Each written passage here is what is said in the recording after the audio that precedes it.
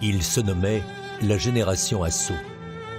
La plupart étaient nés pendant et après la Première Guerre mondiale. Ils venaient de toutes les nations d'Europe et s'étaient regroupés sous la même bannière pour une cause commune: combattre la puissante armée soviétique et ainsi préserver leur patrie du spectre du communisme. En tout, près d'1 million de ces jeunes gens ont combattu aux côtés de la Wehrmacht durant la Deuxième Guerre mondiale. Et c'est au sein de cette armée que l'idéal d'une Europe unie et anticommuniste s'est pleinement développé.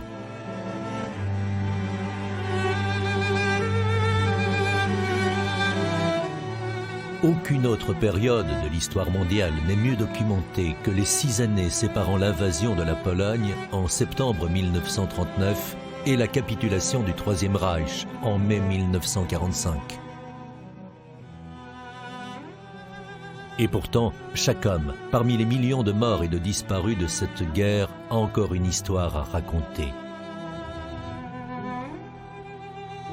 Des histoires souvent tragiques, gardées secrètes, et peut-être seulement murmurées à voix basse. Ceci est l'histoire vraie d'un homme qui nous entraîne dans sa recherche d'un père parti à la guerre et qui n'est jamais revenu. Ce voyage est aussi une exploration de la moralité, de la détermination, du courage et de l'identité.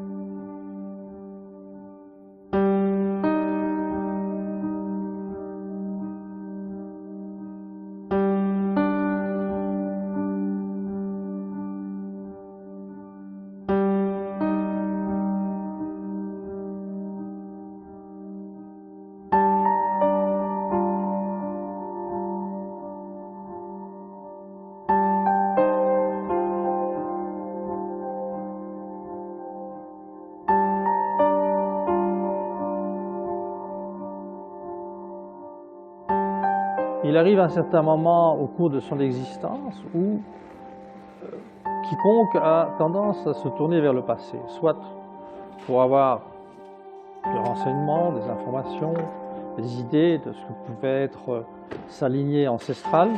Dans ce cas-là, on se tourne souvent vers la généalogie, par curiosité. Mais il y a aussi souvent des gens, comme dans beaucoup de familles, qui se tournent vers le passé parce qu'il y a des zones d'ombre ou certains mystères qu'ils aimeraient éclaircir, qui tiennent parfois à des drames humains, à des drames qui sont la conséquence de guerres, de conflits personnels, quels que soient.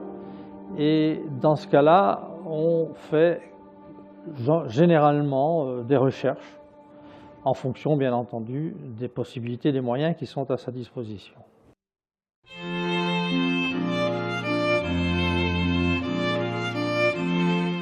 Albert Verpoorten est né à Huy, en Belgique, le 20 octobre 1916.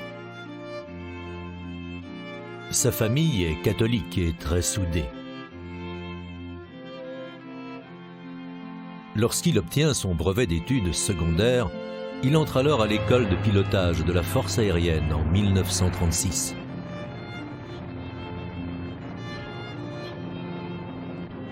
En 1938, il épouse Marie-Françoise Leguin.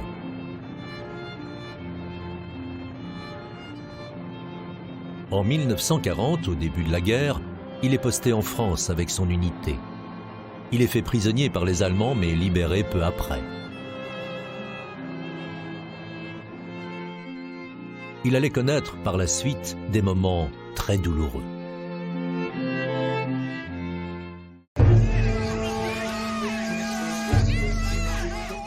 La Grande Dépression des années 30 n'a pas épargné l'Europe.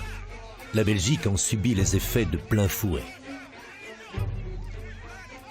Le mécontentement social grandit de jour en jour. Les partis extrémistes, communistes et pro-fascistes, commencent à percer de façon spectaculaire.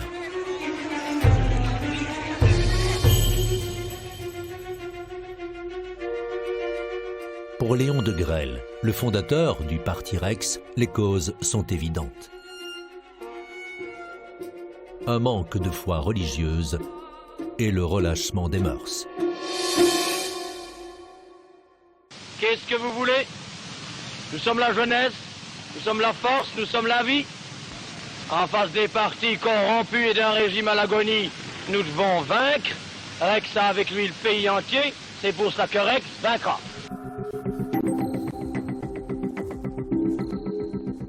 Eddy de Bruyne est un historien belge.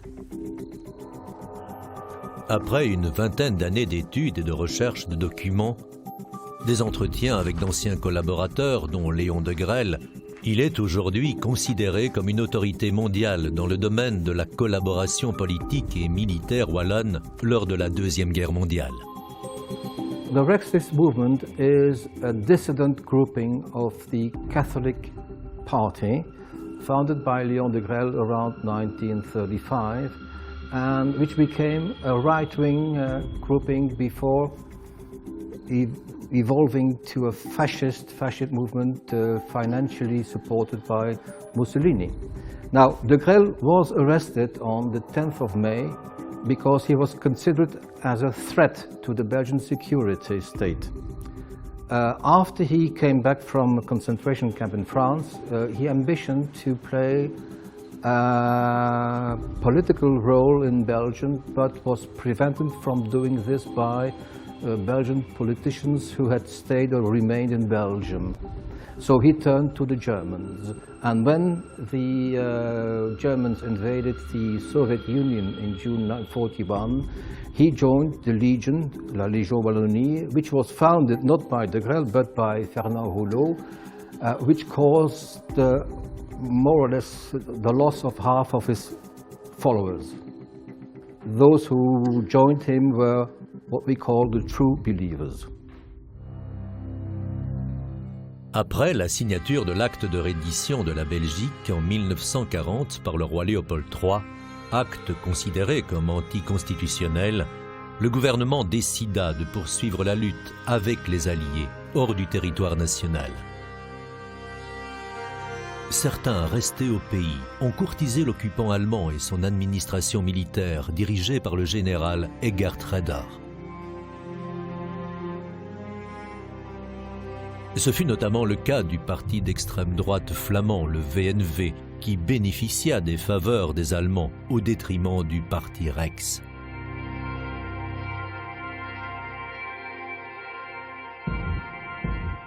Léon de Grelle, lui, attendait son heure.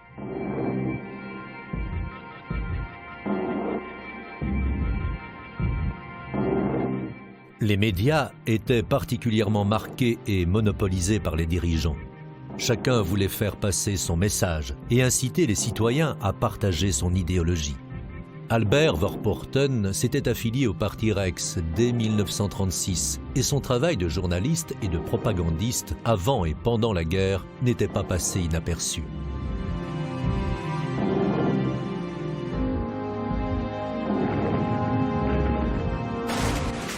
Juin 1941, Hitler lance l'opération Barberousse, l'invasion massive de l'Union soviétique.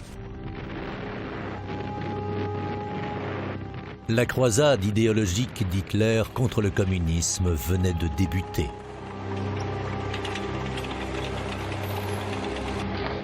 Partout en Europe, des régimes collaborationnistes fournissent alors des jeunes gens, pour la plupart de fervents chrétiens, prêts à rejoindre la croisade du Führer.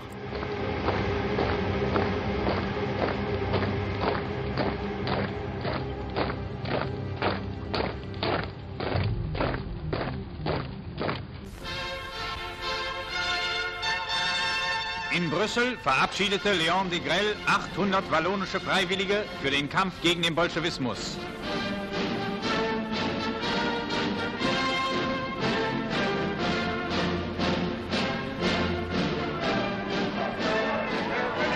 Nach den flämischen werden nun auch die wallonischen Freiwilligen nach Osten in Marsch gesetzt. Ce 8 août 1941, les 800 volontaires wallons, ovationnés par une foule nombreuse, se rendent à la gare du Nord, destination l'Allemagne.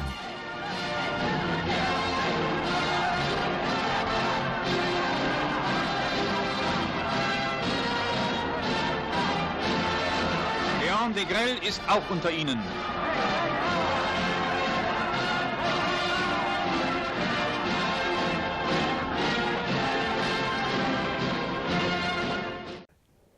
Leur départ était d'une telle beauté, vraiment émouvante.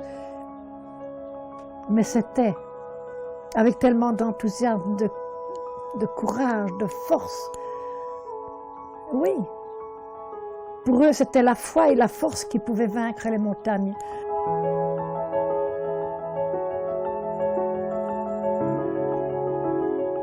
J'avais 15 ans et franchement, j'étais en admiration devant ces garçons. Vraiment.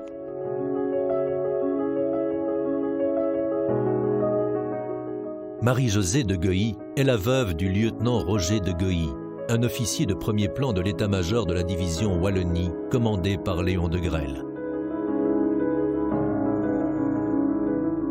Roger de Goeilly a survécu à ces événements, mais fut condamné à une peine de prison à la fin de la guerre. Et les souvenirs de Marie-Josée de Goeilly, eux, restent intacts.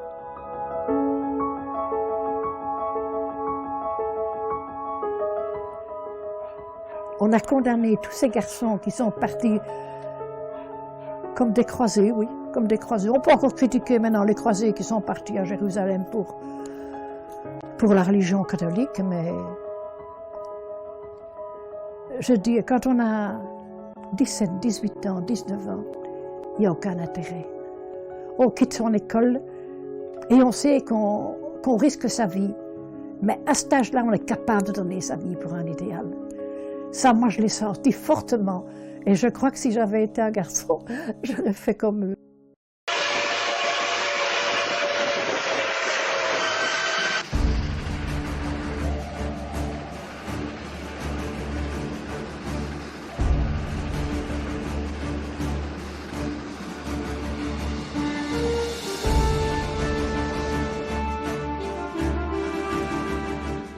Première destination du contingent wallon, la caserne de Meseritz en Allemagne, où ils vont devenir des militaires à part entière.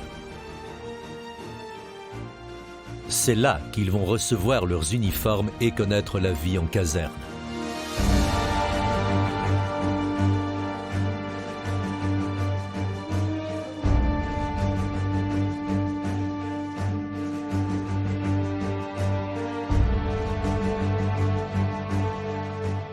C'est au cours de cérémonies militaires qu'Albert Verpoorten et ses camarades vont prêter allégeance à l'armée allemande. Pourtant, leur fidélité ira surtout à la Légion et à leur chef suprême, Léon de Grelle.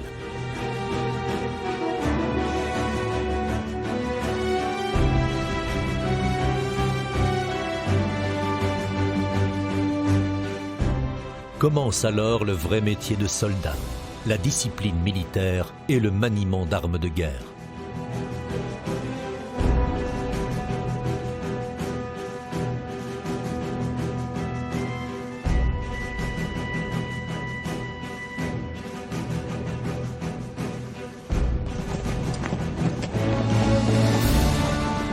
La Vormarsch, la marche en avant, devait conduire les légionnaires sur des milliers de kilomètres.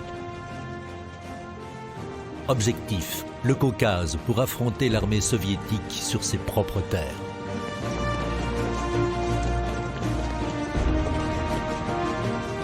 Beaucoup de cathédrales et d'églises furent détruites ou transformées par les bolcheviks en musées de l'athéisme. Sur ordre des autorités allemandes, les églises et autres lieux de culte sont remis en état. Ici, un clocher qu'on utilisait pour l'entraînement des parachutistes.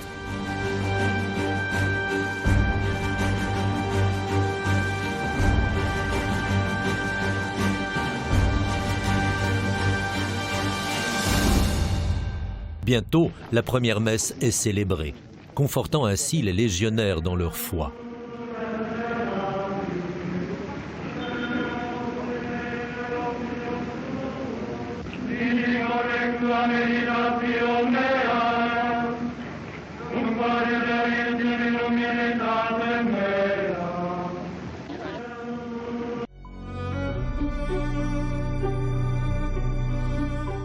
L'accueil fait par la population aux divisions de l'armée allemande est étonnamment chaleureux. Quand la Légion Wallonie arrivait en Russie et qu'ils voyaient, parce ils avaient tous le drapeau belge sur le bras, ils disaient qu'ils venaient de Belgique, mais les trois quarts des Russes ne savaient pas très bien situer où était la Belgique, mais ils expliquaient qu'ils venaient pour combattre le bolchevisme. Oh, il a dit, mais on vous attend. Et ces gens, dans tous ces petits villages, partout où ils ont été, les attendaient, leur préparaient des bacs en bois pleins d'eau chaude. Ils allaient chercher des œufs et des poules dans les villes, parce qu'ils avaient presque tous des poules pour se nourrir. Et ils avaient tous leurs petits champs, parce qu'ils devaient presque survivre à eux-mêmes avec leur culture. Et ces gens les recevaient comme des libérateurs. Je sais que maintenant on ne le dira plus. Non, parce qu'ils n'ont pas été dans l'optique du moment politique. On a condamné tous ces garçons qui sont partis.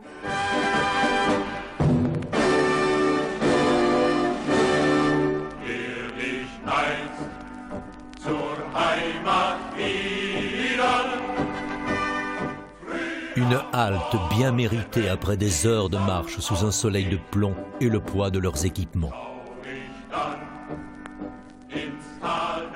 Un rare moment de détente à des milliers de kilomètres de leur famille.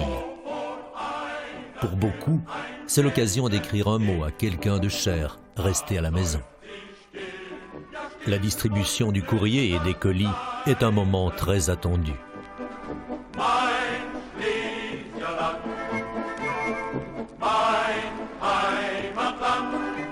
Pour Albert Verpoorten, ces haltes lui permettent non seulement d'écrire à son épouse et ses proches, mais aussi de rédiger ses articles.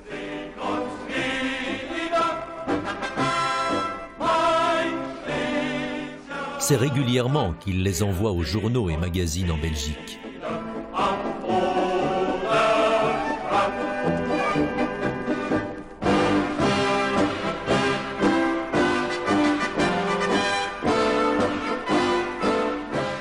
Albert Verpoorten était journaliste et on aimait beaucoup ses écrits. C'est un idéaliste, cet homme.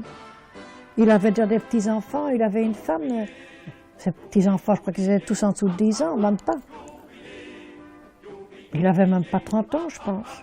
Est-ce qu'il avait ces 30 ans? Je ne suis même pas sûre. Et il est parti aussi. Alors vous voyez, il n'y avait pas que la folie de la jeunesse, comme on pourrait dire, qui s'enthousiasme pour un rien.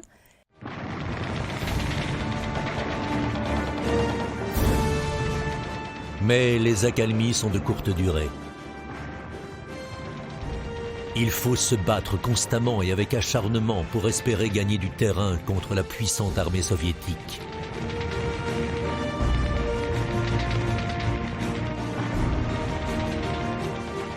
Beaucoup de jeunes soldats, aussi bien allemands que belges, périrent très tôt dans cette campagne.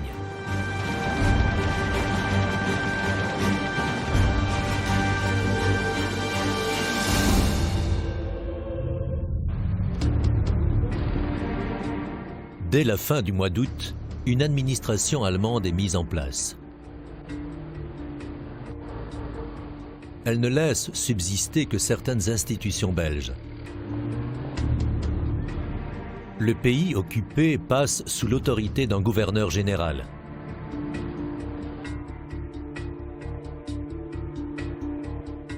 Durant 4 années, la Belgique subit une domination étouffante.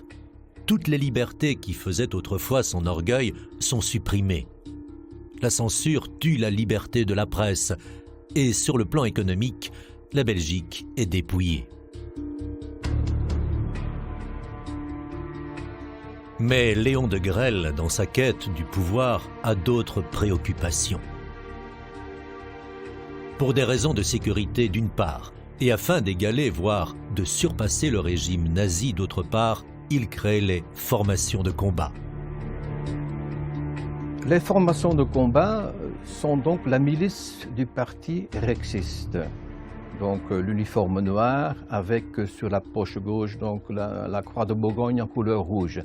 C'est d'ailleurs revêtu de cet uniforme que les membres des formations de combat ont rejoint la caserne de Meseritz, donc Regenwurmlager, le 8 août 1941. Ceux qui n'étaient pas donc membres des formations de combat sont donc partis en habit bourgeois. Les Gardes Wallonnes, une organisation paramilitaire, fut une autre création du Parti Rex.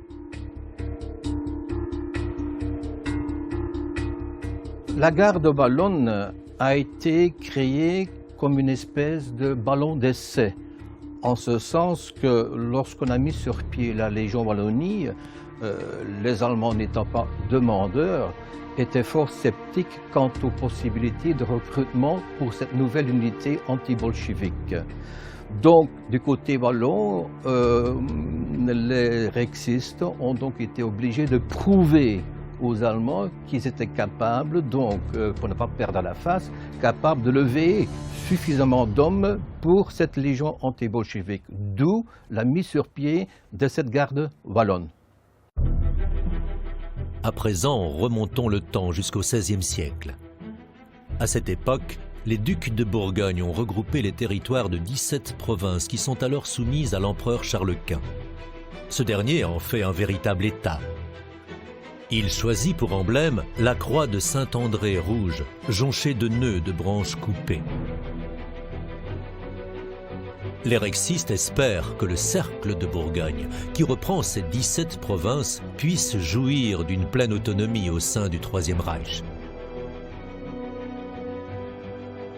Certains ne tardent pas à faire un rapprochement entre Charles Quint, champion de l'Europe catholique face à la montée du protestantisme, et le Führer, défenseur de l'Europe contre le péril bolchevique. De Grelle n'hésite alors pas à déclarer que les Wallons sont des Germains et à condamner l'État belge tel qu'il avait été conçu en 1830.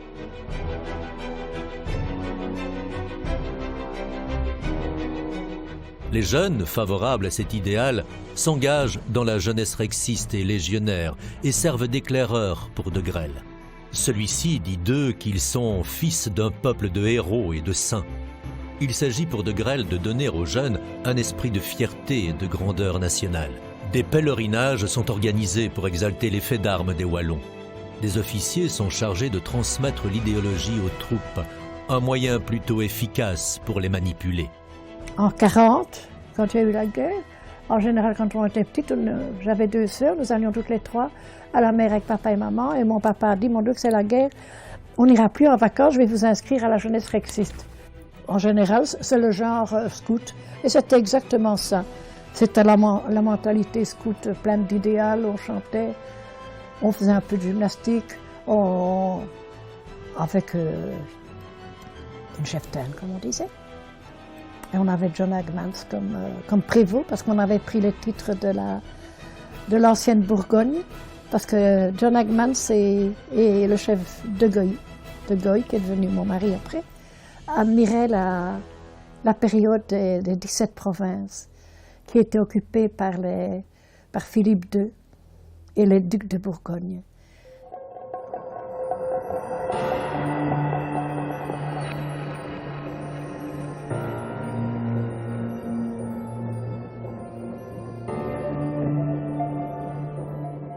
Après la mort de John Hagmans au combat, la jeunesse rexiste fut transformée en jeunesse légionnaire avec un nouveau prévôt, l'adjudant Paul Mezzetta.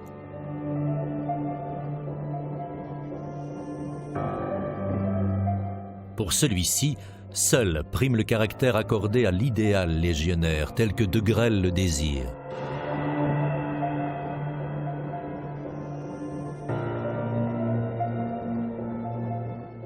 Albert Verpoorten est nommé chef d'état-major de ce nouveau mouvement. Une de ses initiatives personnelles est la création de maisons d'éducation populaire. Ici, les jeunes gens suivent des cours d'éducation générale, morale, civique et politique, tous basés sur les principes de la Légion. Par ailleurs, on leur apprend aussi à avoir un véritable métier dans les mains. Bruxelles, 1942. Albert Verpoorten s'y installe avec sa famille.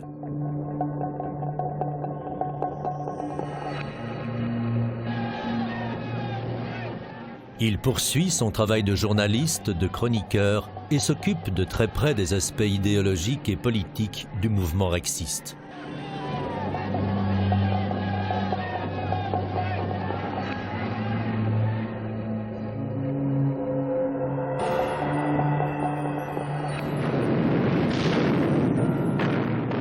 Février 1943. Stalingrad. Une défaite cuisante pour la Wehrmacht.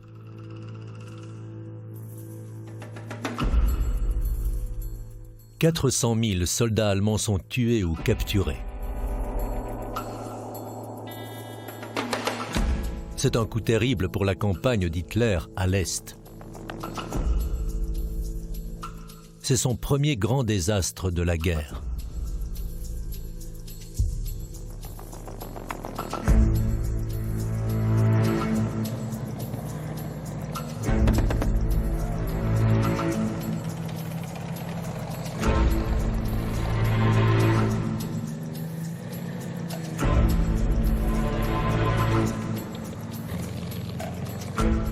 Mais pour Léon de Grelle, cet événement doit fournir une occasion encore plus grande de réaliser son ambition, devenir encore plus indispensable aux yeux des chefs militaires allemands.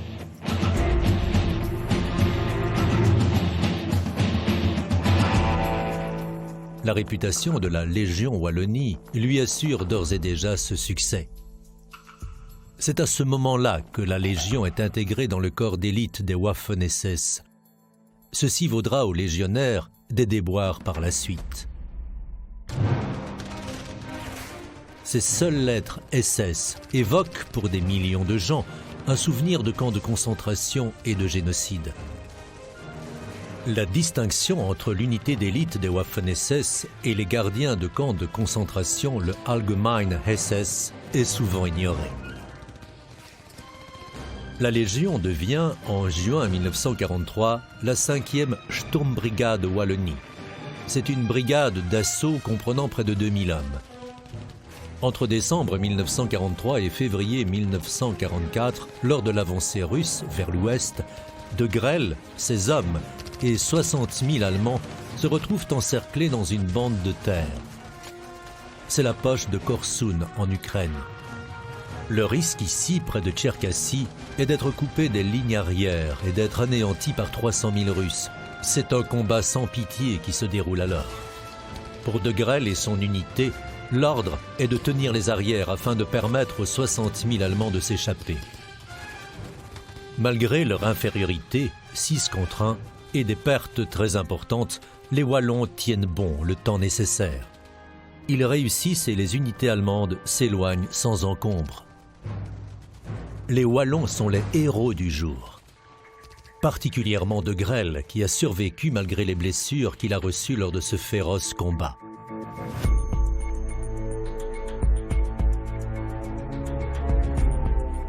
Après la bataille, de Grelle est emmené à Berlin, où le Führer en personne l'attend pour le décorer de la Croix de Chevalier, une des médailles les plus prestigieuses d'Allemagne. De Grelle a certainement le sentiment d'avoir enfin réussi.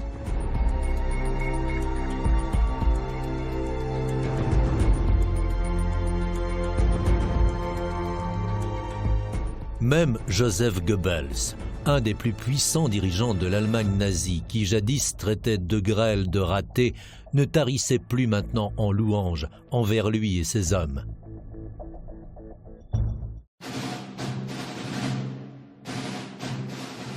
Devant l'hôtel de ville de Charleroi en avril 1944 et en présence du général Sepp Dietrich, commandant de la 5e Panzerarmee, de Grelle décore les légionnaires rescapés de Tcherkassy.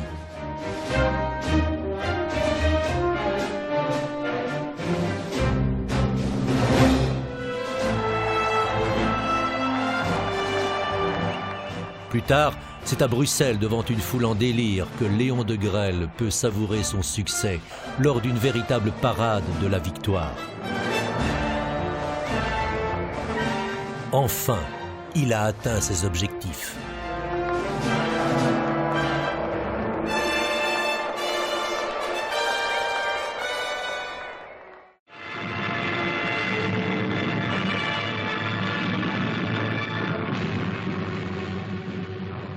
Et puis, c'est l'incroyable nouvelle.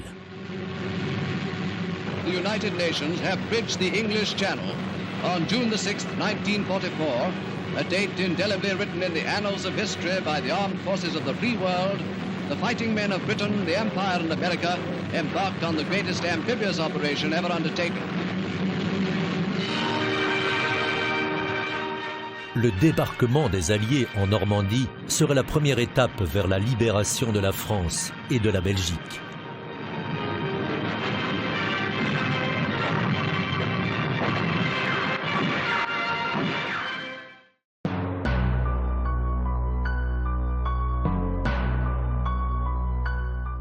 C'est à ce moment-là que les communistes pro-soviétiques ainsi que d'autres militants de gauche commencèrent une campagne de terreur.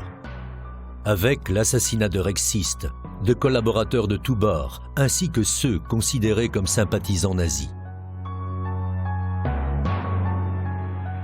Les premiers à avoir usé de moyens violents furent donc les résistants dits de gauche, principalement des communistes et encore, donc surtout après l'attaque de l'Union soviétique en juin 1941. Afin d'endiguer ces actes violents, les autorités occupantes ont donc instauré une politique de prise d'otages, ce qui évidemment a encore aggravé la situation. Au meurtre succèdent les assassinats pour atteindre un point culminant au mois d'août, dans la nuit du 17 au 18 août 1944, par ce qu'on appelle donc le massacre de Courcelles, donc la tuerie par les rexistes d'un groupe de personnes, de civils innocents, en représailles du meurtre d'Oswald Anglebin, donc le bourgmestre rexiste de Charleroi.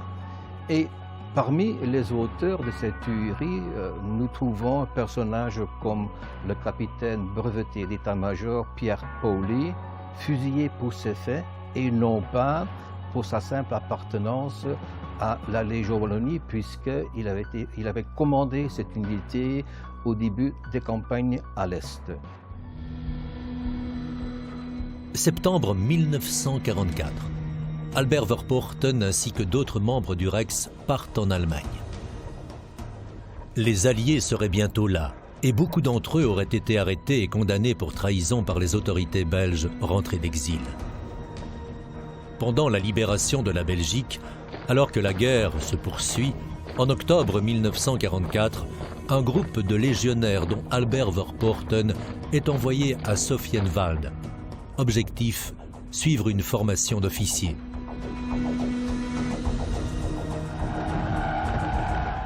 Les mois qui suivirent furent extrêmement durs pour Albert Verpoorten et ses camarades légionnaires.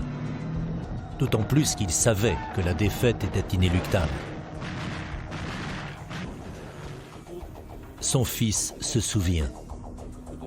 Il lui restait pourtant encore tellement à apprendre sur son père. Ce n'est qu'au moment où un de mes cousins a eu, si on peut dire,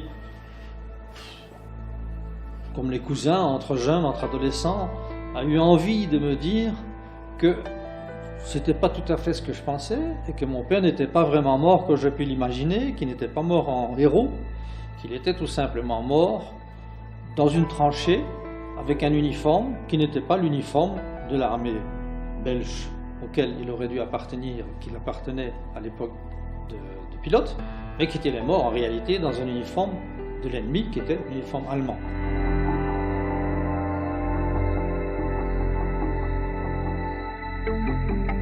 Ce genre de révélation, à cet âge, faite en plus par un membre de sa famille, son cousin, peut être considéré comme un choc. Pourquoi? Parce que là où on voyait son père un héros, du jour au lendemain, on voit son père comme un ennemi ou comme un traître. Tout s'éclaircit. On se rend compte pourquoi les gens avaient un regard assez particulier et pourquoi à l'école, certains élèves qualifiaient de certains quolibets que vous ne compreniez pas. Quolibets qui consistaient à vous traiter boche, enfin, je dirais à la limite, la terminologie, les mots qu'on utilisait pendant la guerre pour qualifier l'ennemi qui occupait la Belgique.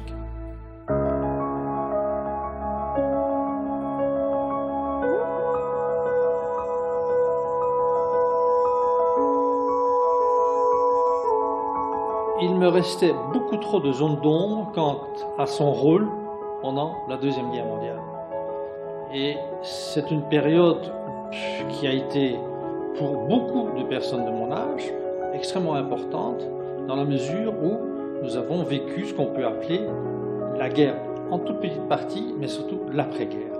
L'après-guerre qui a eu des conséquences à tout point de vue, économiques, dramatiques et autres, pour tout le monde, tout individu.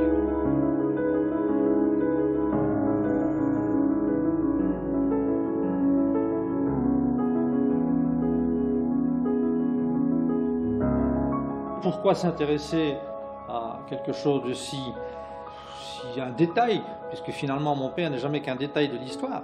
Je crois qu'on s'intéresse à son père parce que c'est son père.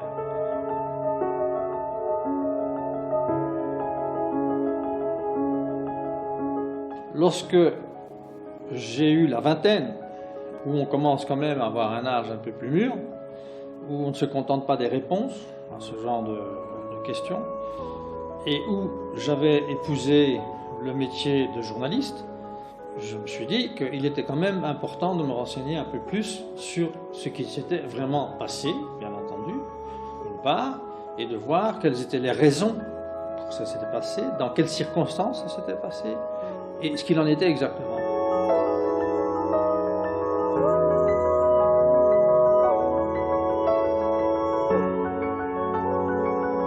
Ces premières recherches, on peut appeler ça les premières recherches vraiment très sérieuses, m'ont également permis de me rendre compte que son rôle avait un aspect politique, philosophique, idéologique, qu'il fallait revoir toutes ces choses dans un certain contexte qui concernait précisément cette période.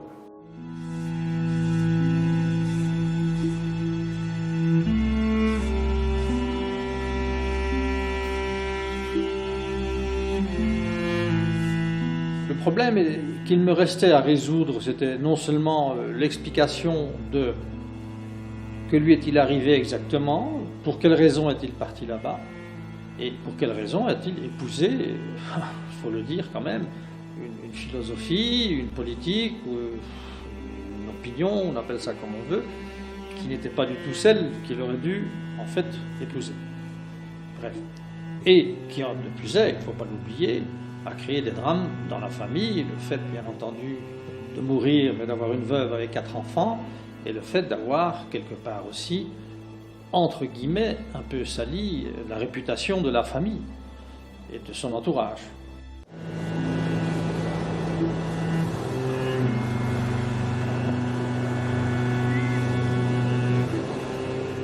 La soif de connaître le sort d'Albert Verpoorten était si intense que son fils a entamé au début des années 60 une quête qui devait durer pratiquement toute une vie. Il rencontre quelques anciens officiers de la Légion qui avaient purgé leur peine de prison après la guerre. Ces personnes lui ont appris beaucoup sur son père. Et certains ont fait preuve d'une solidarité exemplaire envers lui et sa famille.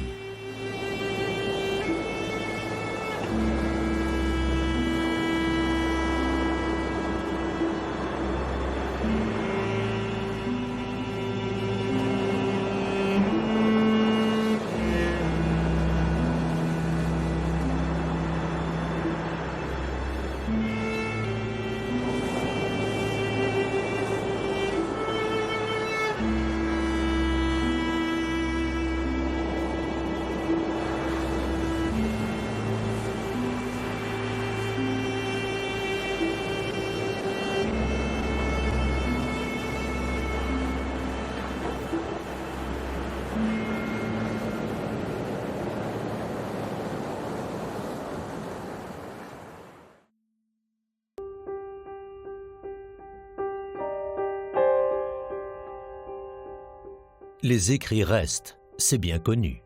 Et parmi ceux qui en ont laissé, il y a le lieutenant Gustave Paccot. Il fut probablement le dernier à avoir vu Albert Verpooten vivant. C'est son récit des faits qui fut à la base des écrits ultérieurs relatant la fin supposée du lieutenant Verpooten, notamment le témoignage rédigé en prison par le major Derricks, le commandant de l'unité dont Albert Verpooten faisait partie.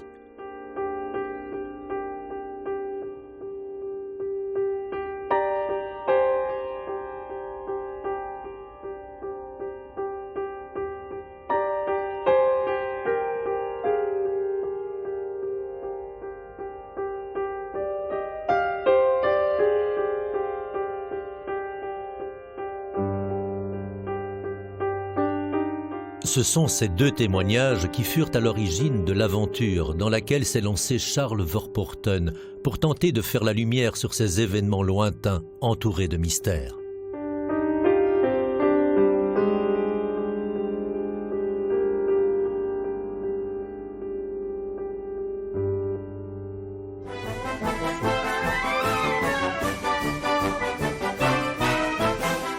Début septembre 1944.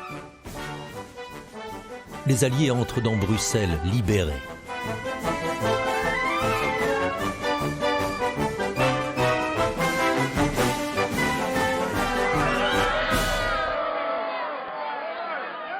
Toute personne suspectée de sympathie envers les nazis, mais aussi d'anciens légionnaires, sont harcelés et arrêtés. Mais la guerre est encore loin d'être terminée.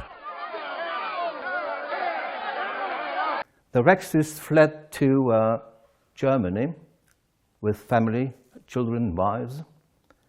And Albert Verpooten was, as a former legionnaire, because he had participated in two campaigns, the one of 41 and the second one in 42, Albert Verpooten was reactivated. In the meantime, he had acted as a high-ranking official of the legionnaire youth.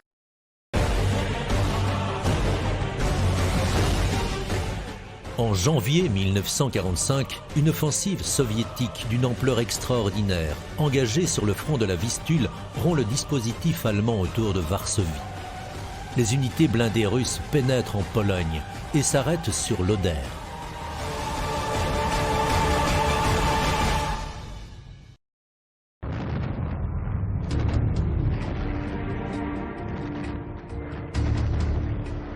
Des armées allemandes entières reculent. Plusieurs divisions sont encerclées. Un flot incessant de réfugiés fuyant devant l'avancée russe encombre les routes.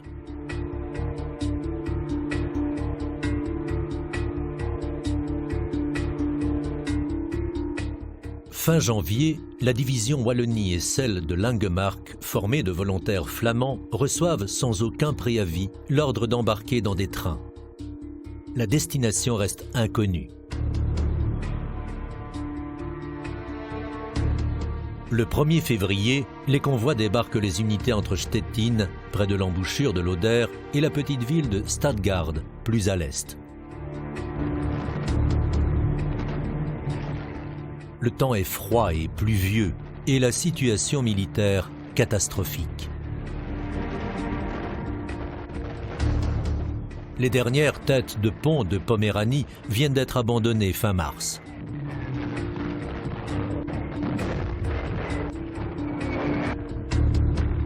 Le général Gotthard Heinrici, qui a la réputation d'être un des meilleurs tacticiens défensifs de la Wehrmacht, estime qu'il ne pourra pas empêcher les forces soviétiques de franchir l'Oder et ne laisse qu'un mince rideau de troupes sur les rives du fleuve.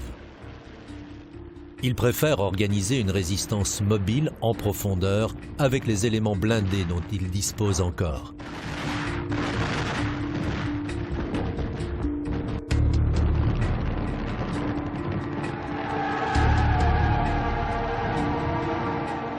L'assaut des Soviétiques est impitoyable.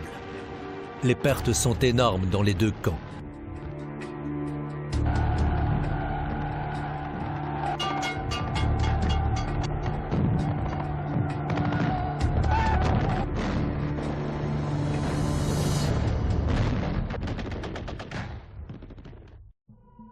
Hier an der sogenannten Ostfront entschied sich im Grunde genommen der gesamte Zweite Weltkrieg. Wir sprechen über die Schlacht um Moskau, wir sprechen über Stalingrad, Kursk, Warschau. Und diese ganzen Kämpfe, die führten uns bis hierher, oder die Geschichte führte bis hierher an die Oder. Und hier wurde quasi das Finale eingeleitet beim Kampf um Deutschland, um das Ende des Zweiten Weltkriegs. Das Problem besteht darin, dass die Geschichte des Zweiten Weltkriegs geschrieben ist. Das Ende ist klar, wir wissen, was passiert ist. Die Einzelschicksale sind aber die entscheidenden Sachen jetzt mittlerweile und die interessieren uns. Und gerade zum Kriegsende hin sind diese Einzelschicksale verloren gegangen. Bilder existieren nicht, es gibt keine Dokumente, die sind verloren gegangen. Und diese wiederzufinden, das ist die Aufgabe, mit der wir uns hier auseinandersetzen wollen. Robert Balsam est un jeune historien allemand. Il a également une formation d'archéologue qu'il met au service de ses recherches historiques sur la Deuxième Guerre mondiale. Il s'intéresse plus particulièrement aux derniers mois des combats sur le front de l'Est.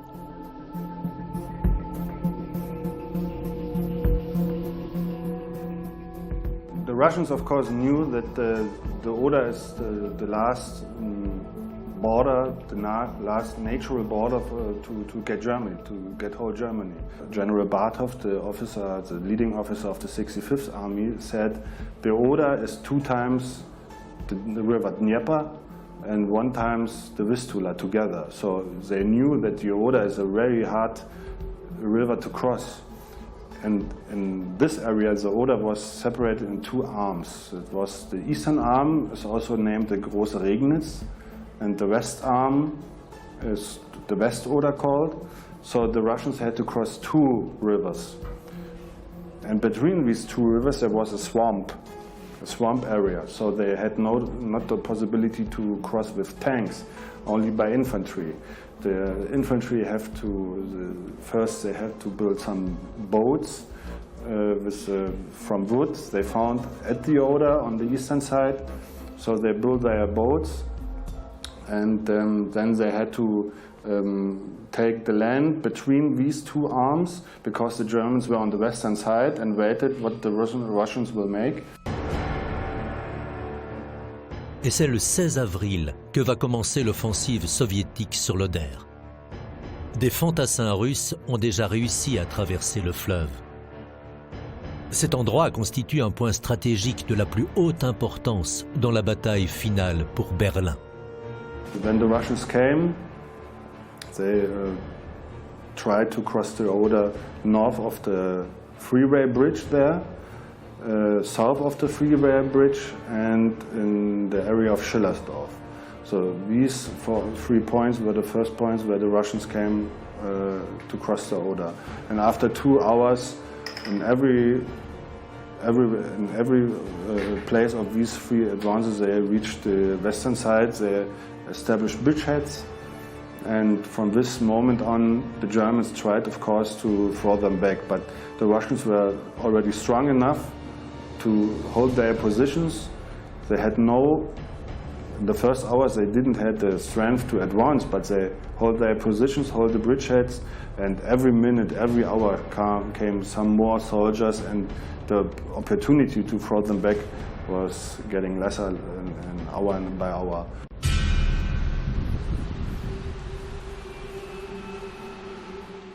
Les rives de l'Oder, 20 avril 1945.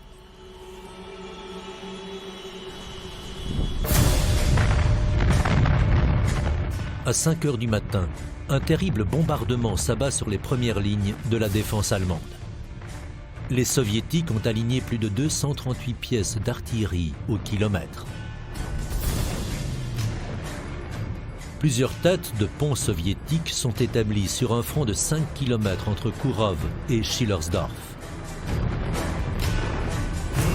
Les contre-attaques se soldent par des échecs et les troupes d'assaut russes s'installent solidement sur la rive gauche de l'Oder. Pour repousser les Russes de l'autre côté de l'Oder, le commandement allemand de ce secteur ne dispose que de 3 bataillons placés sous les ordres du lieutenant-colonel Konrad Schellang. Un bataillon flamand à l'aile gauche, le bataillon poméranien Kolberg à l'aile droite et entre les deux le bataillon wallon d'Erix. The next day, the 21st and the 22nd, the attacks around Schillersdorf went forward. The Russians became stronger, but they didn't advance. They maybe some 100 meters or some 200 meters. We found some Russian maps which are telling us the situation in these days.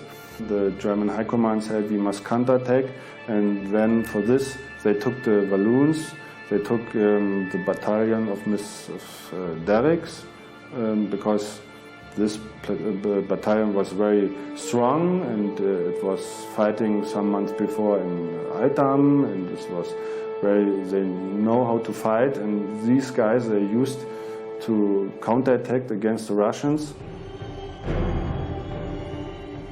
La mission que reçoit Derricks est d'une simplicité tragique. Se porter dans les dunes de Neurosov, à 1 kilomètre des rives de l'Oder, afin de refouler l'infanterie russe débouchant de Schillersdorf.